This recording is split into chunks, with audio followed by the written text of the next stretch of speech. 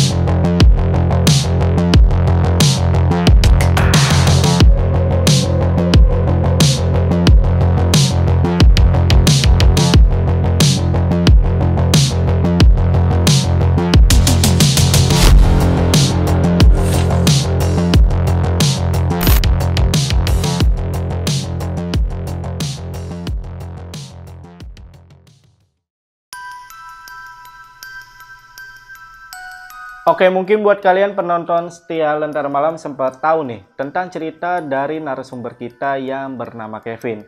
Di mana dia bercerita pada waktu itu di podcast Lentera Malam kalau di rumah lamanya ini sering mengalami kejadian horor atau bisa dikatakan angker. Kevin cerita kalau dia dan keluarganya sering diganggu makhluk halus di rumah ini semenjak dia duduk di bangku SMP. Dan semua bermula ketika ayahnya disantet oleh seseorang. Hingga pada akhirnya seluruh keluarga Kevin meninggalkan rumah ini. Nah, di akhir video kemarin pada saat di podcast Lentera Malam, Kevin pun menawarkan ke kita supaya tim telusur bisa menelusuri rumah lamanya ini. Hingga akhirnya gue dan juga tim sepakat dan tertarik untuk mendatangi rumah tersebut. Setelah kita sampai, kita bertemu dengan Kevin dan juga kita mendapatkan dua warga sekitar yang bersedia untuk kita jadikan narasumber. Karena memang berdasarkan cerita dari Kevin, ada beberapa warga sekitar yang pernah mengalami kejadian horor yang berkaitan dengan rumah lamanya ini. Halo semuanya, nama gue Muhammad Kevin Marviano, bisa dipanggil Kevin, umur 25. Kalau awal kejadian di rumah ini sih sebenarnya kayak dari kecil tuh gue nggak gitu Kak, pada kejadian-kejadian horor ya, cuman ya belum terlalu yakin itu kejadian horor. Dan kejadian pertama yang gue rasain di sini ya pas masih SMP itu, baru kelas 1 itu. Kejadiannya sih kayak ada sosok perempuan, entah ada suara orang nangis, teriak gak jelas kayak gitu, tiba-tiba gue denger. Kadang kalau malam-malam suka kayak lagi main, gue kadang suka larut malam kan mau tidur. Nah itu suka ada gangguan-gangguan kayak gitu tuh, kayak ada cewek nangis awal-awalnya ya. Di sini ada sedikit balkon gitulah, kayak dari atas bisa ngeliat ke lantai bawah, ke ruang TV. Jadi dulunya ini sebelumnya, kalau di sebelah situ, itu daerah tempat ruang meja makan. Pas lagi itu, gue sama keluarga gue malam-malam lagi nonton TV rame-rame. Yang awalnya dengar suara, kayak ada suara perempuan cekikikan awalnya ya.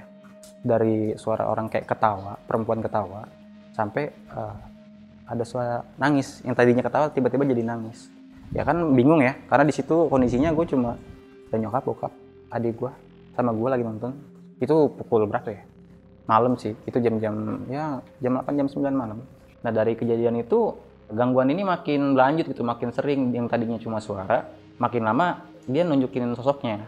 Yang diganggu pun bukan cuma gue doang, hampir semua keluarga gue diganggu gitu. Lagi nonton, apa ya, gue lupa lah, pokoknya lagi nonton TV. Pas dengar suara itu, seketika adik gue nih pengen tahu nih suara dari siapa. Awalnya emang adik gue dulu yang dengar. Pas dia lagi cari tahu asal suara dari mana, dia ngeliat ke atas.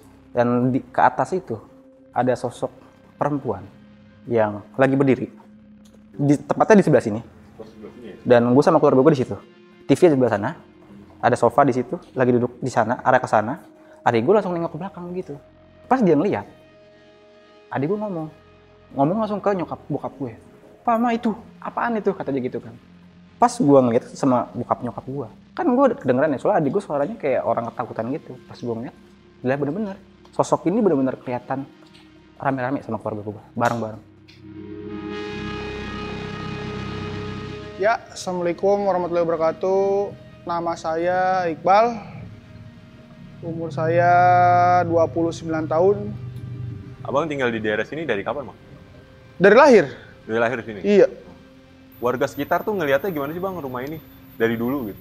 Dari cerita yang katanya kepala terbang, terus yang nampakin itu, jadi makhluk dari mana datang ke sini, kayak gitu, Bang.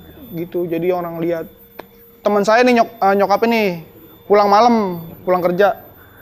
Sama di pohon ini juga nih, itu pocong. Besoknya langsung sakit kalau itu dia. 3 hari. Itu sakitnya gimana, Bang? Ya kayak orang demam aja gitu, nggak bisa bangun, kayak gitu. Ada nih pohonnya, depan rumah ini. Pohonnya gede juga tuh.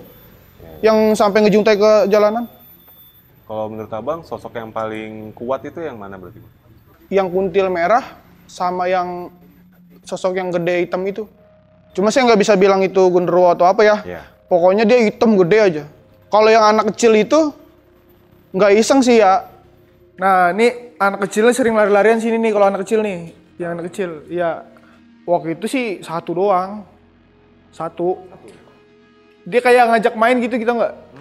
Kayak ngajak main. Tapi emang ada. Itu dia cuma lari-larian aja. Kalau yang ngeliatin belum pernah perasaan apa ya? Perasaan aja kelihatan kayak ada anak kecil lari-larian, tapi ngeliat nggak.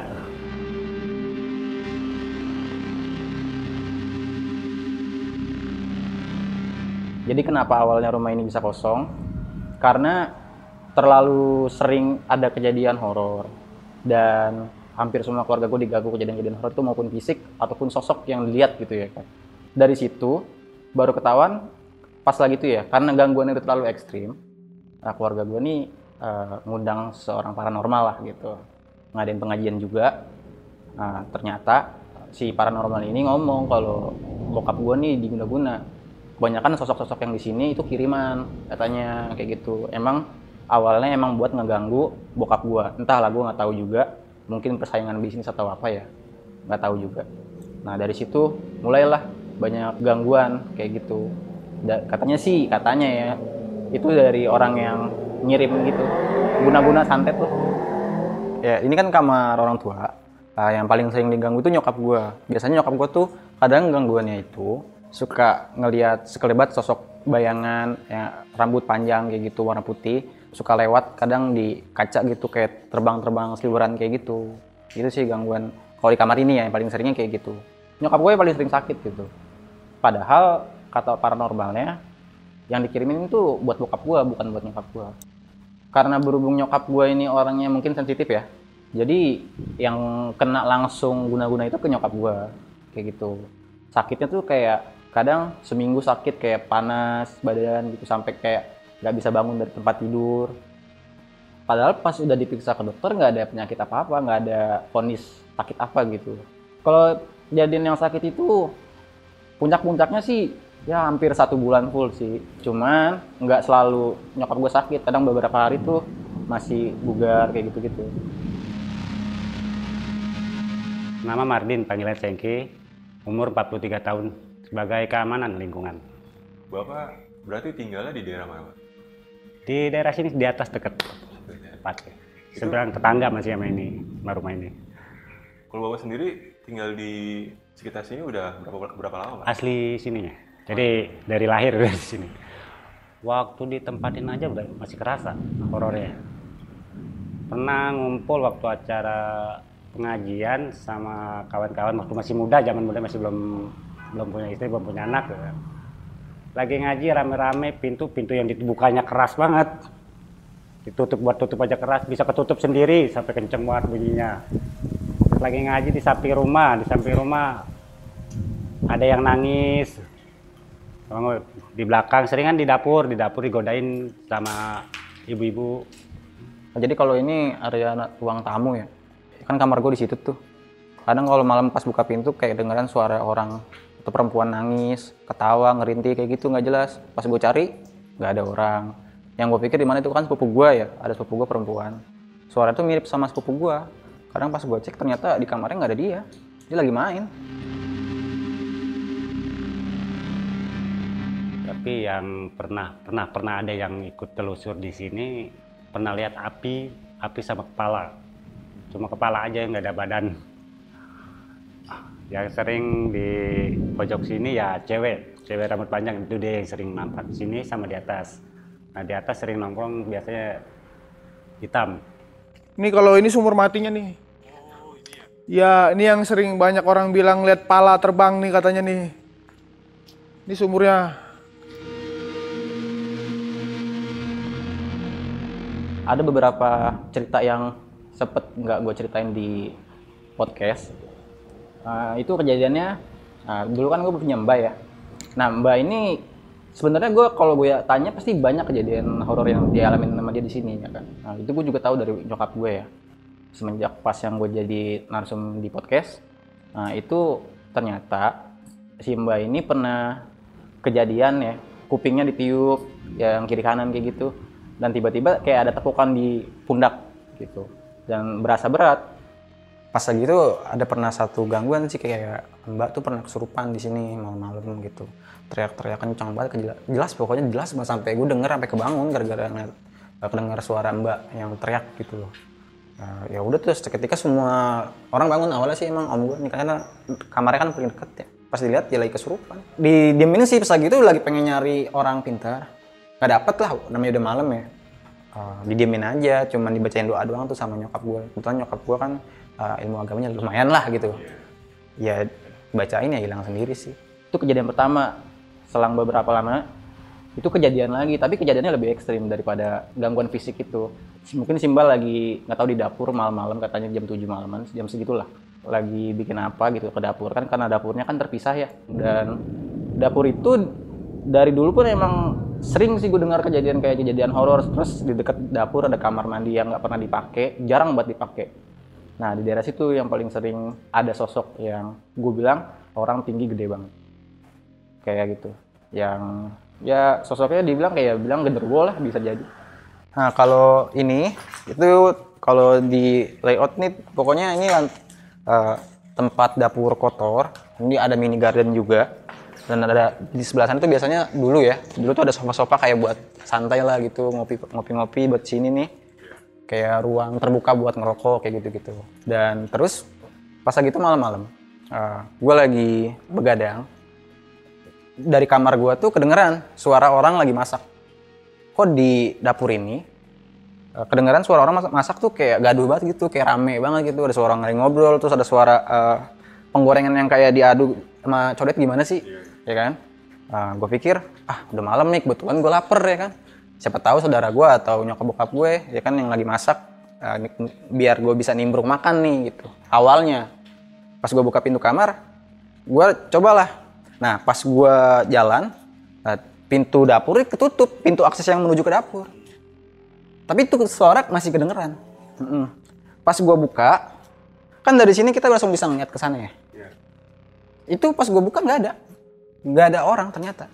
Tapi dari situ gua penasaran kan, karena ada suara orang tadi, gua telusurin lah, gua jalan lagi ke sono, ke dalam dapur. Pas gua ke dalam dapur, nggak ada siapa-siapa. Tapi kecium bau orang habis masak gimana sih? Iya, ada aromanya. Ada baunya kecium, kayak gue nggak tahu itu bau apa ya, tapi baunya bau masakan gitu loh. Pas gue cek nggak ada, gue kabur lah, langsung gue lari ke dalam, kayak gitu sih.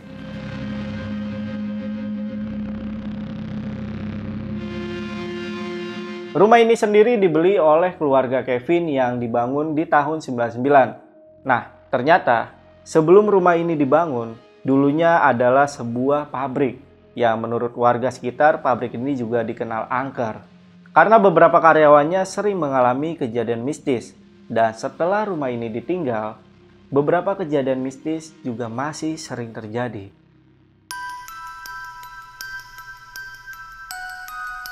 Vin, rumah ini udah dari tahun berapa sih berdiri? Pas gue taunya kalau gue taunya ini tahun sekitar 99 lah, gue taunya segitu. Dulunya pernah dipakai buat pabrik dulu, baru rumah pabrik lama. Mungkin 4 tahunan pabrik berjalan kosong, ditinggal kosong agak lama, hampir 2 tahun lebih. Baru dibeli sama orang pengusaha, dibangun rumah ini. Sebelum pabrik juga mungkin tempat terkesan mistis lah ya.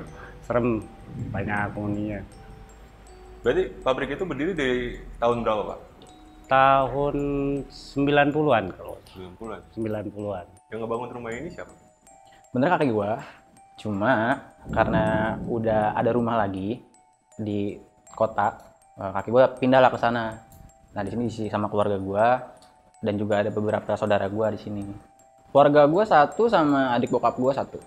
Jadi ada 2 kepala keluarga, tapi yang di bawah adik bokap gua, yang letak kamarnya tuh di belakang kamar gua.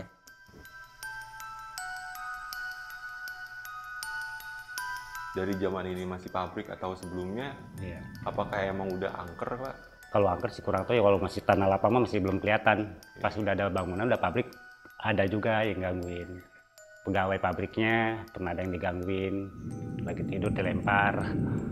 Banyak kan hitam sih warnanya kalau ya, penghuninya. Kalau pernah diterawang sama orang yang bisa, emang ada yang ganggu, ada yang menempatin sebelum dia. Apalagi semenjak kosong. Pas kosong ditinggal kosong lama, banyak kejadian. Orang lewat digangguin, nampakan piringan cewek sama bayangan hitam. Gak terlalu kelihatan angker sih, cuma sepi gitu gimana ya? Sepi, terus penghuni rumahnya juga jarang kelihatan gitulah.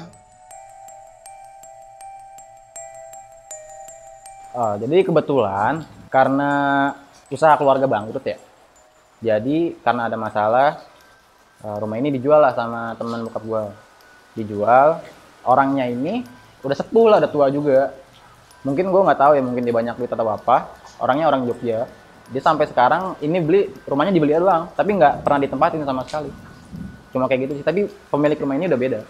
Pertama masih bagus, makin lama nggak kurus kan, namanya lapuh, rontok tuh runtuh ya kan. Nah di sini kadang-kadang bukan tempat main skateboard anak-anak. Nah karena gua pas zaman udah nggak tinggal di sini, gua jarang main daerah sini ya. Segelintiran lah gua denger gitu dari teman-teman gua yang lama dari sini.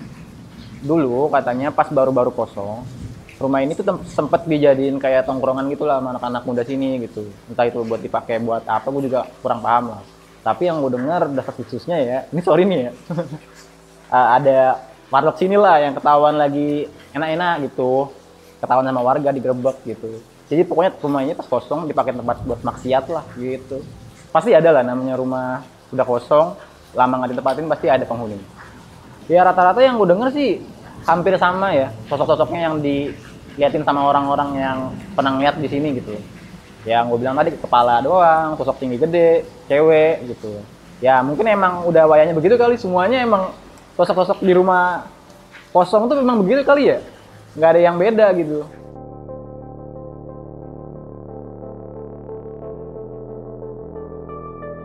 semenjak rumah itu kosong tuh banyak kejadian horor yang kayak orang lewat tiba-tiba di pohon ini nongol pocong, terus karyawan toko depan seberang ini sering ditongolin sama cewek ada celana merah. Nah dulu saya juga pernah waktu masih SMA lah, uji nyali aja gitu. Saya malam-malam nih ngetes uji nyali nih sama temen nih, masuk berdua. Ini waktu yang gue berdua sama temen gue itu nih ya. Nih gue coba masuk ke sini nih bang nih, ceritanya nih. Gue masuk ke sini. Assalamualaikum. Nah, pas temen gue masuk nih, gue baru sampai sini, dia lari nih keluar di pojok sini bang nih, gede, itu gede banget, gue nggak bohong, merinding gue. Nah jujur aja tuh waktu yang saya eksplor malam, yang paling saya nggak kuat tuh pas saya naik tangga, itu saya ditarik tuh, pokoknya saya nggak tahu apa, cuman saya ditarik tuh dari belakang tuh, nggak kuat saya malam-malam tuh, saya lari langsungan tuh. Dan ini tangga menuju lantai atas ya. Kayaknya ya sosok perempuan itu sering nunjukin dirinya kemari sih. Kadang beberapa kali sering kayak hanya sekelebat aja gitu. Paling sering sih gitu kalau di sini, sekelebat sama kadang kayak malam tuh kayak dengar suara orang naik tangga. Tapi pas dicek kan harusnya kan kalau naik tangga kan kedengeran suaranya. Ini kalau buka pintu kan pasti kedengeran suaranya. Tapi nggak ada yang ke atas, cuman kedengeran suara langkah kaki di tangga aja.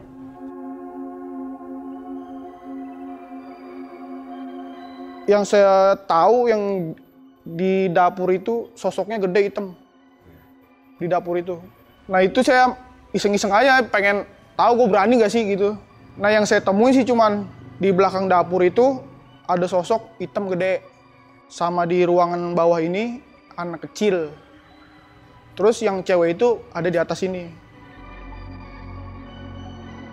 Dari kesaksian warga yang sudah lama tinggal di daerah sekitar rumah Kevin, ternyata ada faktor lain nih yang menjadi alasan kenapa rumah ini menjadi angker. Jadi di awal ketika rumah ini dibangun, pada saat tahap pembangunannya, rumah ini tidak mengikuti ritual adat istiadat yang sudah dipercaya oleh warga sekitar. Dan kemungkinan itulah mengapa rumah lama Kevin ini masih angker sampai saat ini. Gangguan fisik yang parah sih, gue kurang tahu ya kalau itu. Tapi kalau sosok itu sering gitu. Yang contohnya kayak sepupu gue, kalau dia kan kadang suka pulang malam ya. Kalau pulang dulu pintu depan tuh jarang buat akses masuk. Jadi kalau kita mau masuk pintu belakang. Nah di dekat lapangan itu kan ada pohon jambu sama pohon asem dulunya yang dekat sumur. Nah di situ dia kadang kalau lewat situ kan langsung ke arah itu kan, karena pintu masuk aksesnya itu langsung menuju pohon itu sama sumur. Malam-malam dia pulang sekitar jam 1-an, itu dia benar-benar ngeliat sosok mata segede, ya pokoknya gede banget, warna merah kayak gitu. Horornya ini sampai ke lahan samping nggak sih Pak, yang dekat kali? Kalau yang dekat kali nggak mungkin, yang ke pohon bambu ada. Nah di situ. Tapi kalau di situ jarang yang berani. Di situ lebih serem. Banyak kan ya dari situ ya ke sini juga karena rumahnya udah kosong. Sekarang kan tempat-tempat lahan-lahan itu pada dibangun, dia ke rumah-rumah kosong larinya. Itu sih gangguan yang menurut gua kayaknya itu hal yang kalau gue di situ pasti pingsan. Tapi emang bener, saudara gue ini pingsan, ditemuin lah sama bokapnya. Dan itu bukan kejadian yang pertama ditemuin pingsannya, sampai 2 kali. Sama-sama juga dia kan sering pulang malam ya kan. Diganggunya cuman ini, jadi ada sosok perempuan, sama juga kejadiannya deket daerah situ juga, cuman masih agak mundur sedikit. Itu ada pohon palem, dulu tuh ada 3 pohon palem. Nah di situ tuh paling sering tuh kadang ada perempuan. Nah di saat itu dia ngelihat perempuan, pas karena dari awal dengar suaranya kayak ada yang ketawa. Pas dia kan pengen cari itu sumber suara dari mana. Pas dilihat ke atas itu ada perempuan. Pas ngeliat perempuan itu tiba-tiba si perempuan ini kayak nggak tahu kenapa dia jatuh. Yang kelihatan sama sepupu gue ini cuma kepalanya aja. Badannya tuh nggak ada. Yang awalnya cuma ngeliat sosoknya jelas awalnya di dekat pohon palem, tapi di situ nggak ada, cuma kepalanya doang. ya ini kan kamar orang tua. Yang paling sering diganggu itu nyokap gue. Biasanya nyokap gue tuh kadang gangguannya itu suka ngelihat sekelebat sosok bayangan ya, rambut panjang kayak gitu warna putih, suka lewat kadang di kaca gitu kayak terbang-terbang seliweran kayak gitu. Itu sih gangguan kalau di kamar ini ya yang paling seringnya kayak gitu. Tepatnya di depan kamar nyokap gue ini kan ada pohon palem nih ya. Jadi di pohon palem itu ada pohon asem nih, itu kadang warga suka katanya suka ngelihat sosok perempuan, mungkin itu sosok yang sama yang dilihat nyokap gue kayak gitu.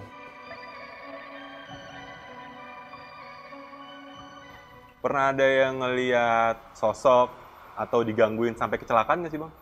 Kalau sampai kecelakaan enggak, cuma ditampakin doang. Kayak karyawan itu, toko itu ditampakin dari atas rumah ini nih. Jadi ditampakin doang kayak gitu aja, dia nongolin aja. Gua sih kalau kesini jarang lah gitu. Walaupun rumah gue juga nggak jauh dari sini, mungkin cuma lewat aja gitu. Tapi gue pernah nih sekali, bukan gue tapi yang lihat ya. Gue sama temen gue lagi naik motor malam-malam, habis pulang nongkrong, balik nih lewat sini karena rumah gue aksesnya lewat sini. Kalau mau ke rumah gue yang sekarang, itu temen gue yang lihat. Tapi temen gue nggak tahu kalau ini di bekas rumah gue. Dia ngelihat ada sosok perempuan yang lagi berdiri di kaca sini, di lantai 2. Kalau bapak sendiri pernah ngalamin secara langsung pak? Kalau saya pernah mungkin cuma sekedar bayangan. Pernah lewat sini ya bayangan aja berkelebat di dalam. Kalau yang emang coba-coba uji nyali mungkin suka ditampakin. Yang sering sih emang cewek yang rada itu sering nampakin diri. Kadang nih nampakin di jendela aja, di sebelah masih bisa kelihatan. Di sebelah kan ada kos-kosan, beberapa orang tuh lihat. Ada cewek di jendela dari jauh kelihatan. Nah, di kamar gue nih kadang suka pas gue lagi main game gitu, main PS, sering kedengeran sama yang gue bilang tadi kayak di ruang tamu. Karena suaranya kan menggema ya kalau di sini. Jadi kedengeran suaranya tuh kayak awalnya kayak jauh gitu loh di kamar gue pas gue lagi di kamar. Kok lama-lama makin deket, yang tadinya ngejauh makin deket suaranya. Gue telusurin gak ada, pas pintu gue tutup, kok jadi suara ini kayak bener-bener ada di depan pintu kamar gue. Suara perempuan ini, kayak gitu. Ini ada klimaksnya lah, klimaks yang gangguan yang paling fisik ada, sosoknya juga ada gitu. Gangguan yang gue alamin di kamar gue. Pas lagi itu ya malam-malam, itu sekisaran pokoknya weekday, bukan weekend. Karena gue inget banget, di malam itu gue lagi kerjain PR lah.